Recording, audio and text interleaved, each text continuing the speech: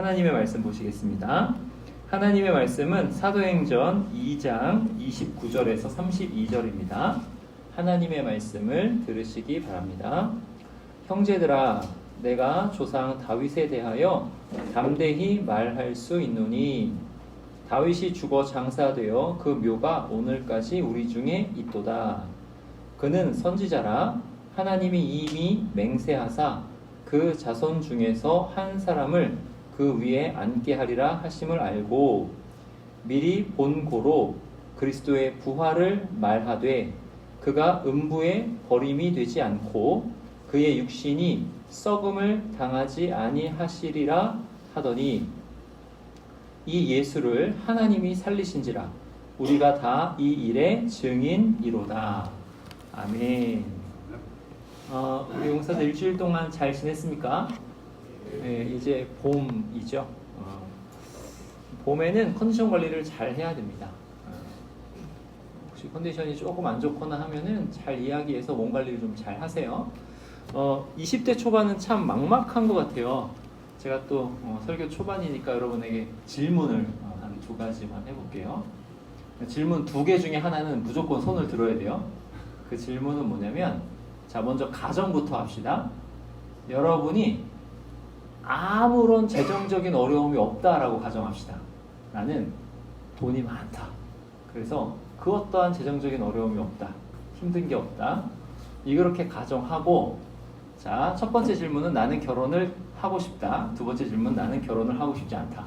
자, 우리 한번 손 들어봅시다. 나는 결혼을 하고 싶지 않다. 1명, 2명, 3명. 좋아요. 나는 결혼을 하고 싶다. 재정적으로 아무런 좋아요. 하나, 둘, 셋, 넷. 이거 다 손 들어야 돼요. 아까 3명 빼고는 거의 다 손 들었어요. 손 내리시고 3명 빼고는 3명 빼고는 나는 결혼을 하고 싶다. 경제적으로 다 괜찮으면. 여러분, 한 가지 여러분에게 조언할 건 뭐냐면은 하고 싶잖아요. 이게 하고 싶으면은 재정적으로 어려운 거는 논외로 하고 그 하고 싶은 건 하는 거예요. 그래서 재정적으로 어렵지 않다라고 가정한 거를 그대로 될 거예요. 결혼을 해야 되겠다라고 하면. 그러니까 결혼을 꼭 다 하시기 바랍니다. 저도 결혼을 하고 싶었어요. 저는 20대 초반부터 결혼을 하고 싶었습니다. 결혼해가지고 천국 같은 가정을 만들고 싶었어요. 그래서 중학생 때부터 하나님께 기도했습니다. 하나님, 제가 요러요러한 사람을 만나게 해주세요. 기도했어요. 기도했는데 이제 20대 후반 정도에 대학을 복학해서 다니는데 그 한 후배가 한 6년, 7년 정도 후배인 것 같아요. 한 후배가 저한테 딱 오더니 형 그러면서 제가 어제 형이 결혼하는 꿈을 꿨어요. 이러는 거예요. 제가 결혼하는 꿈을 꿨대요. 제가 그때 당시 20대 한 27, 8 정도 된 것 같아요. 결혼하는 꿈을 꿨어요. 솔깃하잖아요. 그래. 그러더니 얘가 뭐라고 하냐면, 형, 근데 형수님이 아오이 유 닮았어요. 그런 거예요. 여러분, 아오이 유 알아요? 알아요? 아오이 유. 그 85년생 일본 여배우인데 닮았다는 거예요. 그 사람을. 나중에 한번 찾아보세요. 어떻게 생겼는지. 그래서 그래. 그러고 이제 찾아봤죠. 당연히 저도. 근데 별 감흥이 없는 거예요. 그렇구나 하고서는 지나갔어요. 지나가고 제가 결혼을 했습니다. 제 집사람이 제가 기도한 대로 그 사람을 만났을까요? 맞아요. 제가 기도한 그 기도 제목대로 만났어요. 그러면 제 아내가 아오이 유 닮았을까요? 닮은 것 같기도 하고 아닌 것 같기도 하고 그렇긴 해요. 근데 어떻게 보면 닮았어요. 어떤 사진을 보면 닮았어요. 신기하죠? 얘가 꿈을 꿨고 꿈꾼 거를 나한테 얘기를 해줬는데 제 아내가 닮았단 말이에요. 아오이유를. 근데 이게 뭔가 뜻이 있는가? 계획이 있는가? 이렇게 생각이 들잖아요. 근데 부활은요 훨씬 더 신기해요. 이거보다. 제가 결혼하고 나서 보니까 되게 신기하거든요. 내가 어떻게 이런 사람을 만났지? 근데 부활은 이것보다 훨씬 신기합니다. 성경에 보니까 부활 사건이 있기 전에 하나님께서 이것을 먼저 계획하셨어요. 그리고 계획하신 것을 미리 말씀하셨어요. 그래서 베드로가 부활이 이러이러하다라고 설교를 하는 거예요. 그게 오늘 본문이에요. 오늘 본문 보시면 베드로가 뭐라고 하냐면 29절 보세요. 29절에 다윗이 죽어 장사되어 그 묘가 오늘까지 우리 중에 있도다 라고 합니다. 다윗이 죽었대요. 왜냐면 지금 다윗의 이야기를 할 거거든요. 다윗이 죽어있다 이거예요. 다윗의 죽은 시체가 무덤에 있다 이렇게 얘기하는 거예요. 근데 25절에 보세요. 25절에 이렇게 나옵니다. 위쪽으로 쭉 가서 다윗이 그를 가리켜 이르되 이렇게 나오죠. 다윗이 뭐라고 말을 한 거예요? 뭐라고 말했냐면 27절 보세요. 이는 내 영혼을 음부에 버리지 아니하시며 주의 거룩한 자로 썩음을 당하지 않게 하실 것임이로다 이렇게 얘기했다고요. 그러니까 다윗이 죽는다고 얘기한 거예요? 죽지 않고 영원히 산다고 얘기한 거예요? 보니까 영혼을 음부에 버리지 않고 썩음을 당하지 않으니까 영원히 산다 이렇게 얘기한 것 같아요. 다윗이 영원히 산다라고 얘기했어요. 이거는 이제 다윗이 얘기한 거예요. 그런데 베드로가 뭐라는 거예요? 다윗이 죽어 장사되어 그 묘가 오늘까지 우리 중에 있도다 라는 거죠.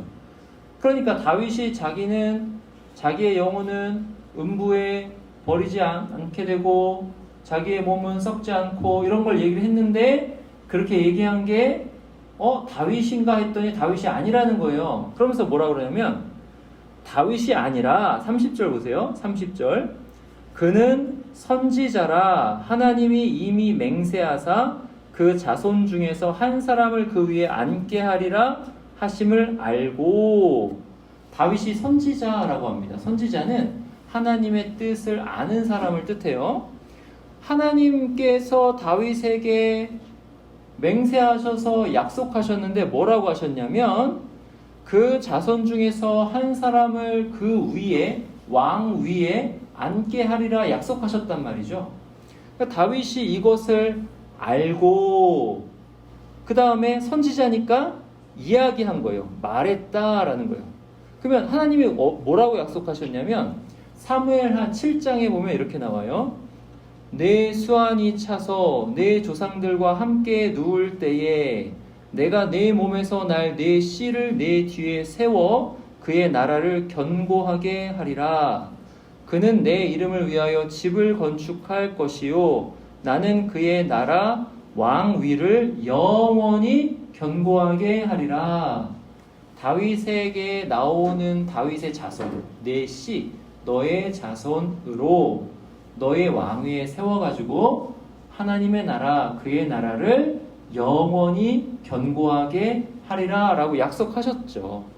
그러니까 이 약속을 다윗이 믿고 하나님이 영원히 라고 하셨으니 써놓은 거예요. 뭐라고 써나요? 미리 본고로 그리스도의 부활을 말하되 이렇게 되는 거예요. 31절 보세요. 우리 한번 다 같이 읽을까요? 31절 시작. 미리 본고로 그리스도의 부활을 말하되 그가 음부에 버림이 되지 않고 그의 육신이 썩음을 당하지 아니하시리라 하더니 이게 다윗이 시편 16편에서 써놓은 거란 말이죠. 그러니까 그것이 하나님께서 다윗에게 맹세하셨고 다윗이 그 맹세를 가지고 미리 보았다는 거죠. 뭘 봤어요? 예수님의 부활을 본 거죠. 이해되세요? 예수님의 부활을 미리 본 거예요. 그렇게 하더니 자 32절 보세요. 32절 같이 읽을까요? 시작. 이 예수를 하나님이 살리신지라 우리가 다 이 일의 증인이로다. 이 예수를 하나님이 살리셨습니다 라고 하는 거예요. 그러니까 다윗이 미리 말한 그것이 이루어졌다라는 거예요. 그리고 우리는 그 일의 증인이다 라는 말은 뭐냐면 우리가 예수님이 부활한 것을 보았다, 경험했다. 그것을 우리는 말할 수밖에 없다라는 뜻입니다. 다윗의 무덤에는 다윗의 뼈가 있어요. 다윗의 시체가 있다고요? 그걸 얘기한 거예요. 근데 예수님의 무덤에는 예수님의 시체가 없다는 거죠. 왜요? 예수님은 부활하셨으니까. 다시 살아나셨으니까. 이렇게 되는 거예요. 신약 성경 마태복음, 마가복음, 누가복음, 요한복음 이렇게 있죠. 이 복음을 이 네 책을 복음서라고 그래요. 복음서라고 그러는데 이 복음서가 증언하는 것, 공통적으로 증언하는 것이 바로 빈 무덤입니다. 무덤이 비었다는 거예요. 누가복음 24장에 보니까 돌이 무덤에서 굴려 옮겨진 것을 보고 들어가니, 여자들이 들어갔어요. 들어가니 주 예수의 시체가 보이지 아니하더라. 예수님의 시체가 없었다. 무덤이 비었었다. 라고 증언하는 거예요. 그래서 예수님의 시체가 보이지 않아서 두리번 찾고 있는데 갑자기 흰옷을 입은 청년이 옆에 딱 나타납니다. 흰옷을 입은 청년이 뭐라고 그러냐면 이로 인하여 근심할 때에 문득 찬란한 옷을 입은 두 사람이 곁에 섰는지라 여자들이 두려워 얼굴을 땅에 대니 두 사람이 이르되 어찌하여 살아있는 자를 죽은 자 가운데서 찾느냐. 무덤에서 찾고 있으니까 예수님은 무덤에 안 계신다. 왜? 살아있는 분이기 때문에. 살아계시기 때문에. 어찌하여 살아있는 자를 죽은 자 가운데서 찾느냐. 이렇게 말씀하신 거죠. 무덤은 죽은 자들의 장소인데 예수님은 거기에 안 계시다는 거죠. 근데 중요한 게 뭐냐면 예수님의 몸이 거기에 안 계시는 거예요. 왜요? 예수님은 몸으로 부활하셨기 때문입니다. 고린도전서 15장에 이렇게 말씀하세요. 고린도전서 15장에 뭐라고 말씀하시는지 잘 들어보세요. 내가 받은 것을 먼저 너희에게 전하였노니 이는 성경대로 그리스도께서 우리 죄를 위하여 죽으시고, 여러분이 가지고 있는 성경대로 장사 지낸 바 되셨다가 성경대로 사흘 만에 다시 살아나사, 여러분이 가지고 있는 그 성경대로 게바에게 보이시고 그 후 12 제자에게와 그 후에 500여 형제에게 일시에 보이셨나니 그 중에 지금까지 대다수는 살아있고 어떠한 사람은 잠들었으며 그 후에 야고보에게 보이셨으며 그 후에 모든 사도에게와 맨 나중에 만삭되지 못하여 난 자 같은 내게도 보이셨느니라. 이렇게 쓰고 있어요. 여러분 생각해 보세요. 만약에 예수님의 부활이 거짓이라면 사도 바울이 이렇게 썼을 때 사람들이 뭐라고 했겠어요? 너 거짓말하지 마 라고 했겠죠. 그런데 그렇지 않았어요. 사도 바울은 이것을 당당하게 쓸 수가 있었어요. 왜냐하면 이게 사실이니까. 지금 뭐라 그래요? 500여 형제에게 일시에 보이셨는데 그 중에 지금까지 대다수는 살아있고, 사도 바울이 이렇게 쓴 것이 맞다라고 얘기해 줄 사람이 다 대다수가 살아있는 거예요. 어떤 사람은 잠들었으면 어떤 사람은 죽었지만 12사도 그들 중에서도 살아있는 사람들, 예수님이 살아계시다라고 증언해 줄 수 있는 거예요. 사도 바울이 이렇게 썼습니다. 예수님께서 이 제자들에게 부활의 몸을 보여주신 거예요. 그러니까 사도 바울도 증인이고 아까 베드로도 증인인 거예요. 우리가 이 일의 증인이로다. 부활의 증인인 거예요. 여러분 만약에 부활이 거짓이라면 어떻게 돼요? 여러분이 가지고 있는 이 성경은 다 거짓인 거예요. 무협지만도 못한 거죠. 거짓인 거예요. 거짓이에요. 그런데 만약에 부활이 사실이라면 이 성경은 다 맞는 거예요. 그럼 그 말은 무슨 뜻이냐면 모든 것이 다 성경대로 이루어진다라는 뜻도 되는 거예요. 이거를 잘 아셔야 돼요. 부활이 만약에 거짓이면 여러분은 믿을 거 하나도 없어요. 교회 안 나와도 돼요. 근데 부활이 만약에 사실이라면 여러분은 교회 진짜 열심히 나와야 되고 성경 말씀 열심히 읽어야 돼요. 왜냐면 성경대로 될 거기 때문에. 미래가 다. 성경에서 뭐라고 하는지 한 개만 볼게요. 하나만 볼게요. 요한복음 5장 한번 볼까요? 요한복음 5장. 우리 한번 찾아가 볼게요. 요한복음 가까워요. 사도행전 바로 앞에 있어요. 요한복음 5장 21절 가보세요. 성경이 만약에 사실이라면, 그러니까 부활이 만약에 사실이라면 성경이 다 사실이라고 그랬죠. 성경이 사실이라면 지금 읽는 말씀도 사실이고 그대로 되는 거예요. 요한복음 5장 21절 우리 같이 읽어볼까요? 시작. 아버지께서 죽은 자들을 일으켜 살리심 같이 아들도 자기가 원하는 자들을 살리느니라. 아버지께서 죽은 자들을 살리셔요. 하나님 아버지께서. 예수님도 예수님이 원하는 자들을 살린다 라고 합니다. 그러면 예수님이 원하는 자 안에 들어야 되겠죠? 우리도 살아나야 되니까. 그러면 누가 살아나는 거예요? 24절 보세요. 24절. 누가 살아나느냐? 같이 읽읍시다. 시작. 내가 진실로 진실로 너희에게 이르노니 내 말을 듣고 또 나 보내신 이를 믿는 자는 영생을 얻었고 심판에 이르지 아니하나니 사망에서 생명으로 옮겼느니라. 성경대로 된다면 살아날 자가 있고 살아나지 못할 자가 있어요. 살아날 자가 누구냐 하면은 내 말을 듣고 예수님의 말씀을 듣고, 여러분 예수님 말씀 어떻게 들어요? 교회 나와서 설교 말씀 들으면 예수님 말씀 듣는 거예요. 또는 여러분이 숙소에서, 여러분이 생활관에서 성경 말씀을 읽으면 예수님 말씀 듣는 거예요. 예수님 말씀 듣고 내 말을 듣고 나 보내신 이를 믿는 자, 하나님, 예수님을 보내신 이를 믿는 자, 그리고 예수님이 하나님의 아들이심을 믿는 자는 영생을 얻었고, 이렇게 되는 거예요. 그러니까 이 사람은 살아난다, 못 살아난다? 살아난다, 이거예요. 성경이 가르치는 바는. 이제 앞으로 일어날 일이 이거예요. 근데 28절, 29절에 어떤 일이 일어나는지 보세요. 28절, 29절에 같이 읽읍시다. 28절, 29절 시작.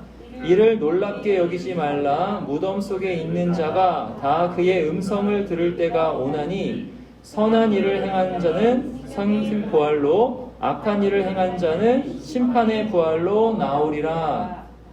자, 무덤 속에 있는 자가 다 그의 음성을 들어요. 재림하시는 예수 그리스도의 음성을 듣는 거예요. 하나님의 음성을 듣는 거예요. 다 그의 음성을 듣나니, 그러니까 다 죽어 있는 사람들. 근데 그 사람들이 다 일어나는데, 다 부활하는데, 선한 일을 행한 자는 생명의 부활로, 악한 일을 행한 자는 심판의 부활로 나오는 거예요. 그러면 이거는 행위를 잘해야 되겠구나, 내가 선행을 해야 되겠구나.